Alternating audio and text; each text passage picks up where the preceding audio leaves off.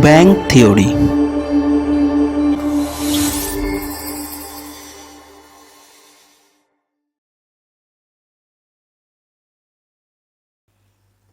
Hello friends, मैं हूँ SB and आप देख रहे हैं बैंक थ्योरी।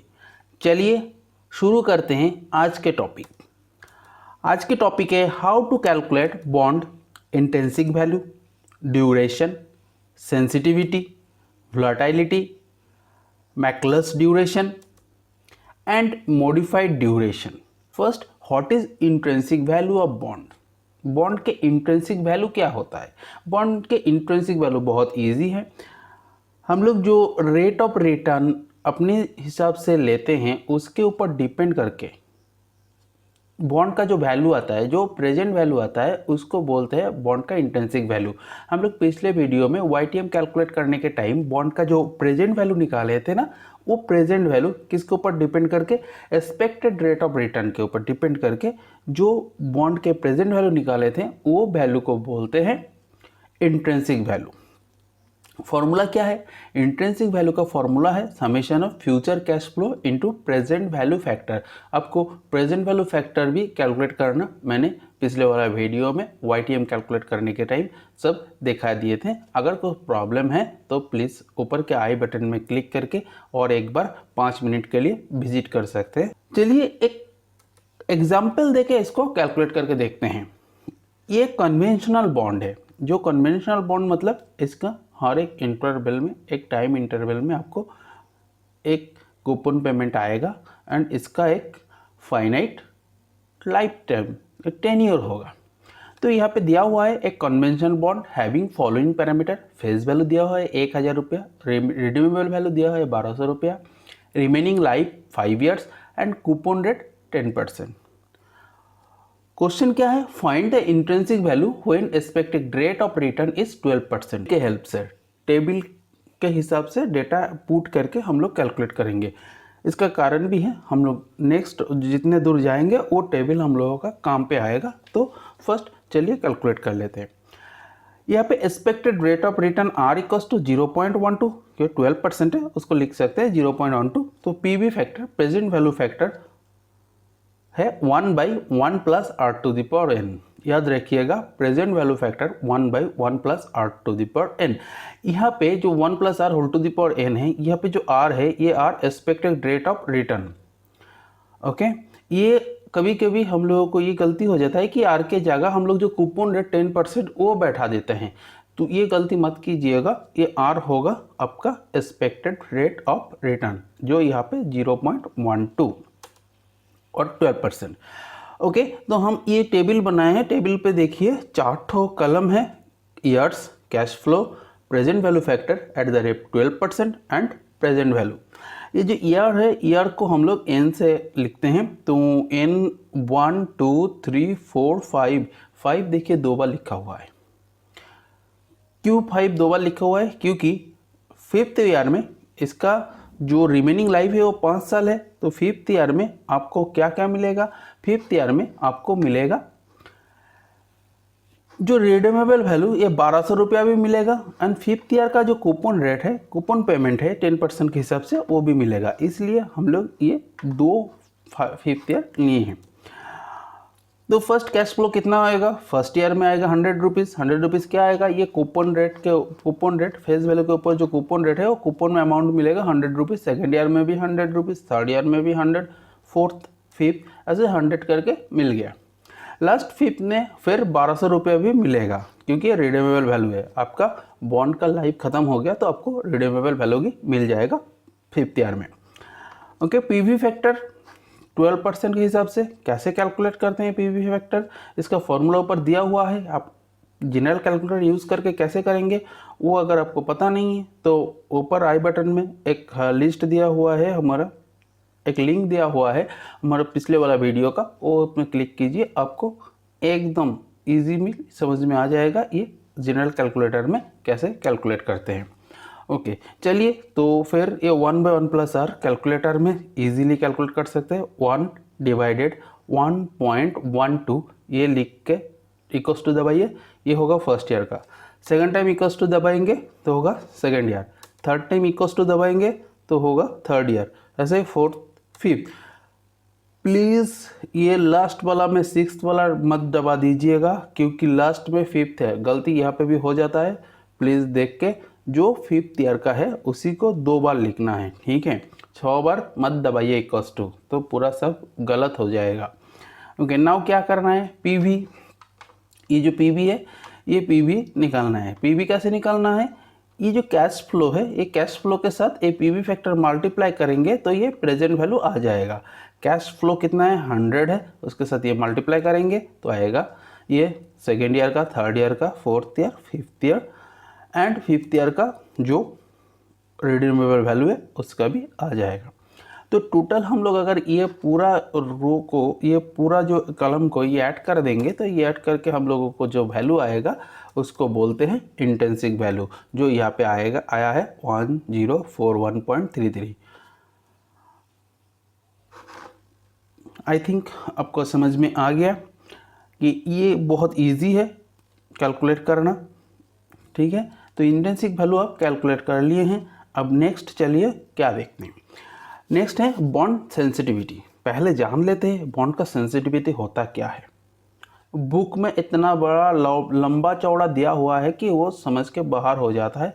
मैं जितना हो सके इजी लैंग्वेज में आपको समझाने की कोशिश करूँगा। देखिए, बॉन्ड सेंसिटिविटी और कुछ नहीं है।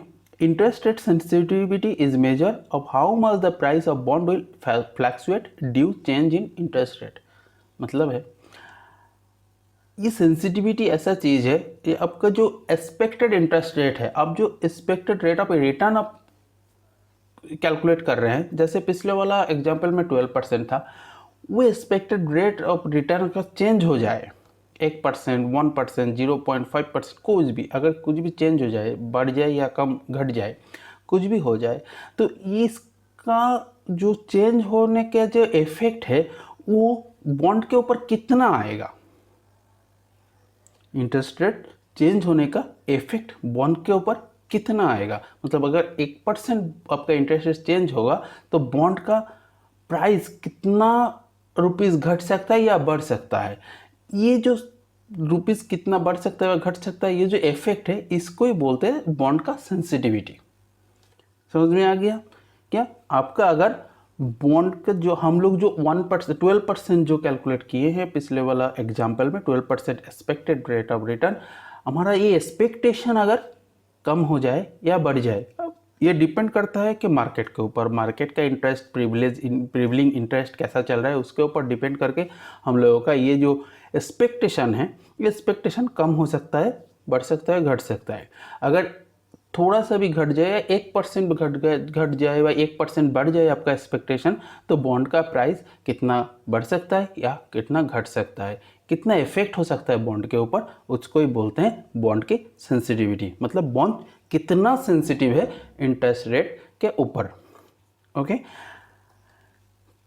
जनरली जो फिक्स्ड इनकम सिक्योरिटी होता है उसके साथ जो हमारा एक्सपेक्टेड रेट ऑफ रिटर्न, जो इंटरेस्ट बोल रहे हैं हम लोग, क्योंकि इंटरेस्ट बोलेंगे ना, 2 तरह के प्रॉब्लम हो जाता है कि कूपन रेट भी एक इंटरेस्ट होता है, हम लोगों को दिमाग में कूपन रेट का ही इंटरेस्ट आ जाता है, लेकिन यहाँ पे जो भी इंटरेस्ट रेट हम बोलेंगे वो इंटरेस्ट रेट होगा आपका एक्सपेक्टेड रेट ऑफ रिटर्न। मतलब आप कितने % से कैलकुलेट कर रहे हैं कि आपका कितना रिटर्न आ सकता है, वो एक्सपेक्टेड रेट ऑफ रिटर्न जो है उसको ही हम लोग यहाँ पे इंटरेस्ट बोलेंगे।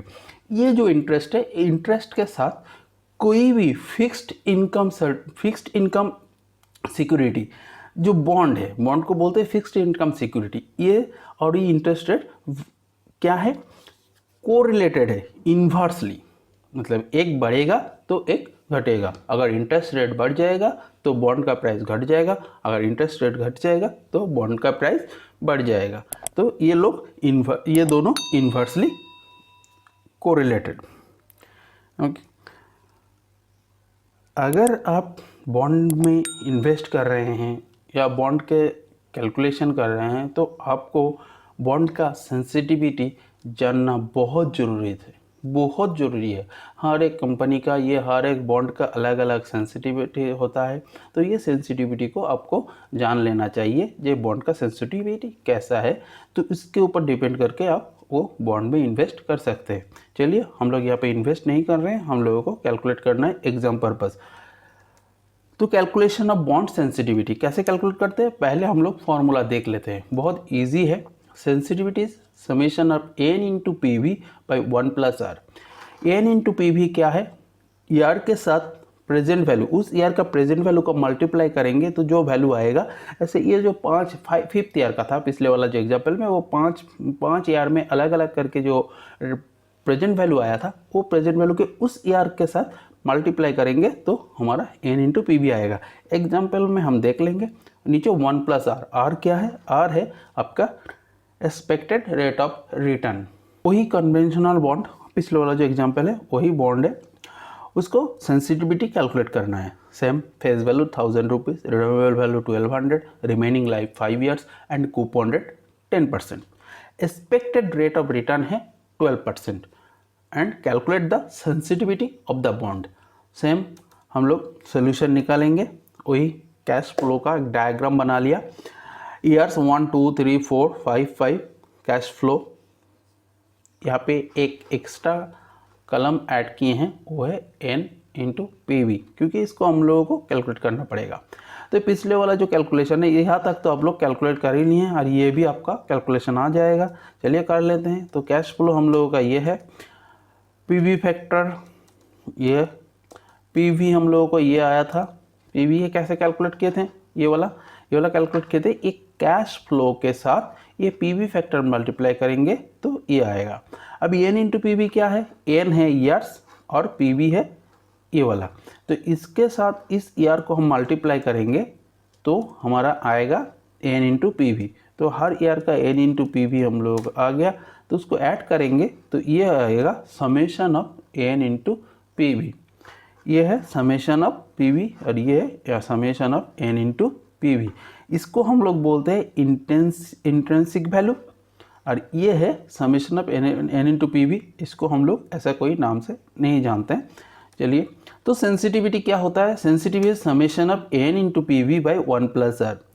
एन इंटू पीवी यहाँ पे 4404.56 एंड 1+r 1.12, कितना आया 3932.80। तो ये बॉन्ड का सेंसिटिविटी वैल्यू है 393280। ये डायरेक्टली बॉन्ड का कोई वैल्यू नहीं है, ये एक स्केल है। क्या काम पे आता है स्केल, हम लोग नेक्स्ट एग्जाम्पल में देखेंगे। ये सेंसिटिविटी कौन सा काम पे आता है, कौन सा काम लगता है ये सेंसिटिविटी। ये रुपीस ऐसा कुछ में नहीं लिखते हैं, इसको हम लोग सिर्फ बोलते हैं कि स्केल। ये स्केल के हिसाब से ही हमारा जो बॉन्ड है, यहाँ पे जो बॉन्ड लिए हैं, ये बॉन्ड का प्राइस ऊपर जाएगा या नीचे आएगा, वो हम लोग इजीली कैलकुलेट कर सकते हैं। चलिए नेक्स्ट इसका यूज़ क्या होता है सेंसिटिविटी का, वो भी देख लेंगे। तो यहाँ पे जो एग्जाम्पल है, यहाँ पे देखिए एग्जाम्पल में वही उसी के ऊपर क्या हुआ, use the previous question data and determine the intrinsic value of bond if the rate of return desired by the investor increase from 12% to 14% per annum using sensitivity. तो सेंसिटिविटी को यूज़ करके हम लोगों को अभी कैलकुलेट करना पड़ेगा क्या, इंट्रिंसिक वैल्यू मतलब बॉन्ड का वैल्यू, जहाँ पे इन्वेस्टर जो है उसका डिजायर रेट ऑफ रिटर्न थोड़ा चेंज हो गया। वो पहले सोचता था 12% रिटर्न आएगा, अभी उसका डिजायर थोड़ा बढ़ गया, वो सोच रहे नहीं इसमें तो 14% आएगा। अगर 14% आएगा वो सोचते हैं तो उसके हिसाब से कितना होगा आपका इंट्रिंसिक वैल्यू, वो भी कैलकुलेट करना है सेंसिटिविटी। अगर सेंसिटिविटी आपको पता होगा तो आप इजीली ये कैलकुलेट कर सकते हैं। तो इंट्रिंसिक वैल्यू हम लोगों को कितना 12% में कितना आया था, देखिए इंट्रिंसिक वैल्यू हम लोगों को 12% में कितना आया था 104133। ओके, तो 104133। सेंसिटिविटी एट द 12%, पिछले वाला जो एग्जांपल है वहाँ पे हम लोगों को कितना आया है, ये देखिए सेंसिटिविटी आया 3932.80। ओके, तो अभी rate of return increase from 14% to 12% to 14%, तो कितना इंक्रीज हुआ है, 2% इंक्रीज हुआ है। अब approximate decrease in intrinsic value, क्यों यहाँ पे डिक्रीज क्यों है?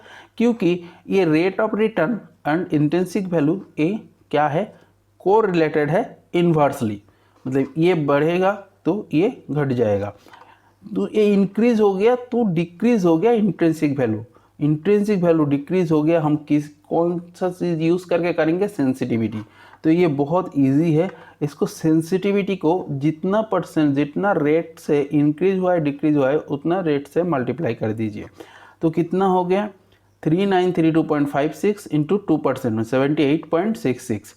तो हमारा सेंसिटिविटी को अगर वो परसेंटेज में 2% अगर उसका डिज़ायर बढ़ गया या कम हो गया तो उसको डिज़ायर जितना परसेंट से डिज़ायर कम हो बढ़ गया उसमें से उसके साथ सेंसिटिविटी को मल्टीप्लाई करेंगे तो आपका एक वैल्यू आएगा 78.66 जो यहाँ पे आया है। ये वैल्यू है क्या, ये वैल्यू है इंट्रिंसिक वैल्यू इतना रुपये से डिक्रीज हो जाएगा। तो आप लोगों को वो टेबल करना नहीं पड़ रहा है, अभी कुछ नहीं करना पड़ रहा है, आपका डायरेक्टली ये 2% से मल्टीप्लाई करेंगे तो ये वैल्यू आ गया। तो ये वैल्यू मतलब क्या बोल रहा है, ये डिक्रीज अप्रॉक्सीमेट वैल्यू है भाई, ये अप्रॉक्सीमेट वैल्यू है, तो अप्रॉक्सीमेट वैल्यू इतना डिक्रीज हो जाएगा। तो intrinsic value at 14% using sensitivity कितना होगा, 12% में कितना था ये, उसमें से कितना घट गया 78.66, तो हमारा आ गया 962.73। अगर आप टेबल से करेंगे तो ये लगभग 966 ऐसा कुछ आएगा। तो ये अप्रॉक्सीमेट वैल्यू है। अब एक चीज़ बता रहा हूँ, आप लोगों को एक क्वेश्चन दे देगा, जैसे मैं यहाँ पे एक क्वेश्चन दिया हूँ, उसके बाद अलग अलग चीज़ कैलकुलेट करना पड़ रहा है। तो आप एक बार वो टेबल कैलकुलेट कर लेंगे तो उसके साथ जुड़ा हुआ 5 क्वेश्चन का आप आंसर इजीली दे पाएंगे।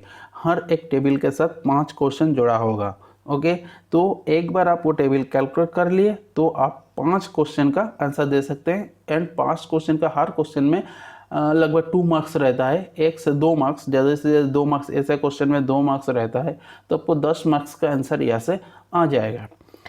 ठीक है, अब duration of bond, duration of bond क्या होता है?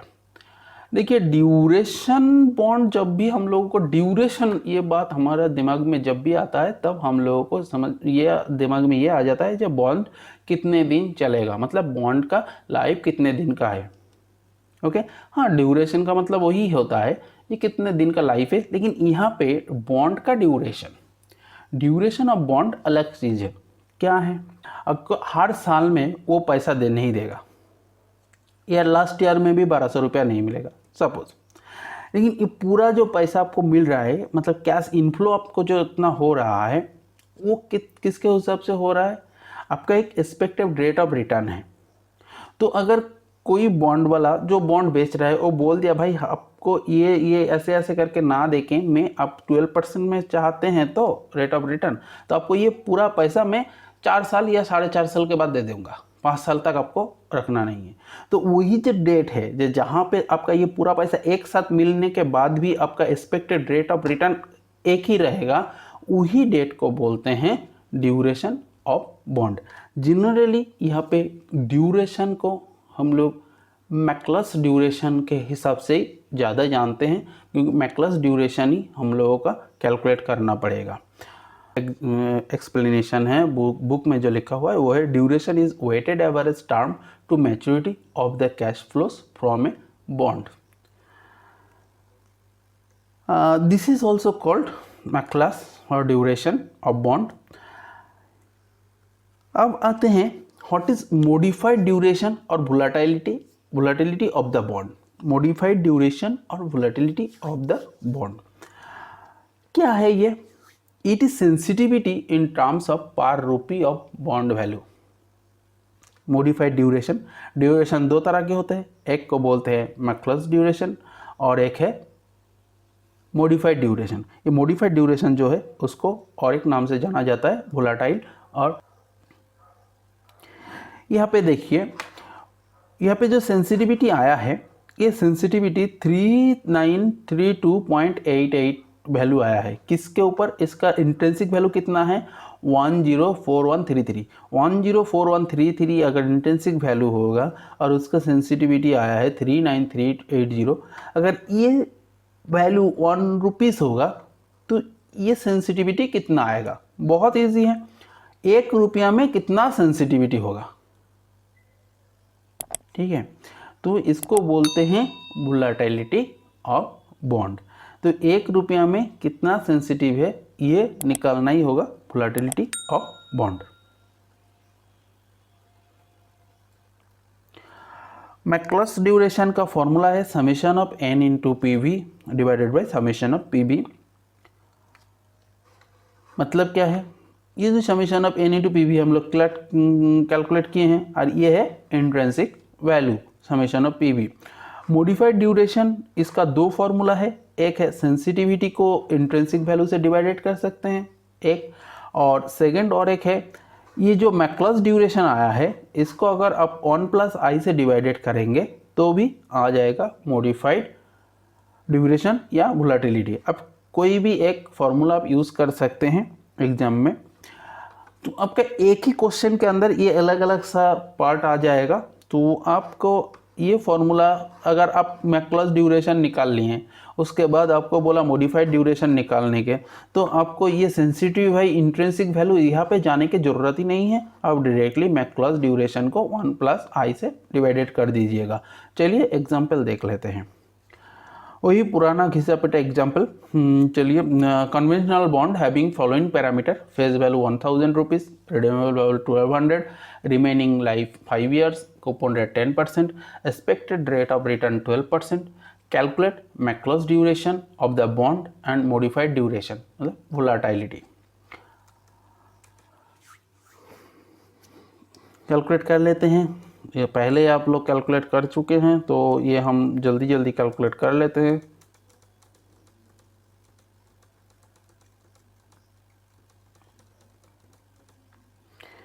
ओके, तब मैक्लस ड्यूरेशन क्या बोला, summation of n into P V by summation of P we, मतलब 4404.56 डिवाइडेड बाई 1041.33। ये जो आंसर आया है ये आएगा 4.23। आपका CIB एग्जाम में एक क्वेश्चन मैक्लस ड्यूरेशन से आएगा ही आएगा, हम लिख देंगे। GIB में जनरली मैक्लस ड्यूरेशन कभी कभार आ जाता है, लेकिन CIB में मैक्लस ड्यूरेशन से एक क्वेश्चन आएगा ही आएगा ज़रूर, और वो भी ऐसे ही 5 क्वेश्चन एक साथ दे देगा, ठीक है। जो एक टेबल आप अगर बना लेंगे तो 5 क्वेश्चन का आप 5 क्वेश्चन का आप आंसर दे सकते हैं, और नहीं तो आप लोगों को इंट्रिंसिक वैल्यू भी बोल देगा, n इंटू पी वी भी बोल देगा। आपको डायरेक्ट मैक्लस ड्यूरेशन निकालना है, वो 1 मार्क्स के लिए होगा, वो भी हो सकता है। तो आपको फार्मूला जानना है तो फार्मूला जान लिए, और कैसे कैलकुलेट किए हैं ये भी आपको दिखा दिया हूँ। अभी मॉडिफाइड ड्यूरेशन कैसे कैलकुलेट करना है, मैक्लस ड्यूरेशन मैं ऑलरेडी कैलकुलेट कर चुका हूँ, तो मुझे फिर मॉडिफाइड ड्यूरेशन कैलकुलेट करने के लिए मैक्लस ड्यूरेशन को 1 प्लस आई से डिवाइडेड कर देंगे, बस इतना ही करना है, 3.78। और जो फॉर्मूला है उसमें भी आप अप्लाई करेंगे तो वही 3.78 ही आएगा। चलिए, आपके लिए एक प्रैक्टिस क्वेश्चन है। A non-conventional bond having following details, face value rupees 1200, remain life 6 years and coupon rate 9%. Return of bond value 15% with rupees 100 rupees premium at the end of 3rd year। मतलब 3rd year में आपको 50% return देगा। यहाँ पे देखिए face value जो है उसी को आपको रिडीमेबल वैल्यू कैलकुलेट करना है। 50% मतलब 600 रुपीज़ प्लस 100 रुपीज़ प्रीमियम देके, मतलब 700 रुपीज़ आपको 3rd ईयर के एंड में देगा। ऐसे ही रिमेनिंग जो और 600 रुपीज़ है उसके साथ 100 रुपीज़ प्रीमियम देके 6th ईयर के एंड में आपको दे देगा। तो एक्सपेक्टेड रेट ऑफ रिटर्न अगर 10% होगा तो calculate intrinsic value of bond, sensitivity of bond, intrinsic value using sensitivity, when expected rate of return decrease, when expected rate of return decrease 10% to 8%, Macaulay duration, modified duration और volatility. ये सारे 100 point आपको calculate करना है। इसके ऊपर depend करके। एक नॉन कन्वेंशनल बॉन्ड है, मतलब ये इसका एक रिमेनिंग टाइम पीरियड है, लेकिन वो मिडिल में जाके इसका जो फेस वैल्यू है उसमें से आपको 50% रिटर्न कर देगा थर्ड ईयर में। तो इसीलिए ये एक नॉन कन्वेंशनल बॉन्ड है। कैलकुलेट कीजिए, अगर कोई प्रॉब्लम और दिक्कत है तो कमेंट बॉक्स में लिख दीजिए, मैं कैलकुलेट करके आपको दे दूंगा। Okay, thank you very much.